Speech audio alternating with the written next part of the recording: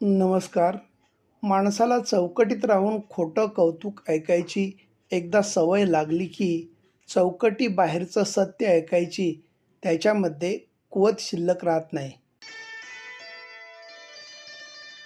राग आल्यावर ओरडायला कधीच ताकद लागत नाही.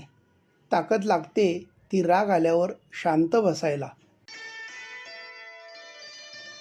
नेहमी फसवा-फसवी, लबाडी किंवा ढोंगबाजी करणारी प्रत्येक व्यक्ती परिस्थितीने बदलेल किंवा सुधारेल असे सहसा होत नाही.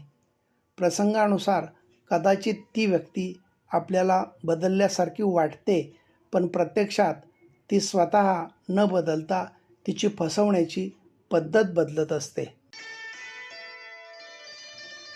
समाधान हा आपल्या आयुष्यातील असा एक दागिना आहे की आयुष्यभर मिरवला तरी त्याची चमक आणि झळाळी कधीच कमी होत नाही.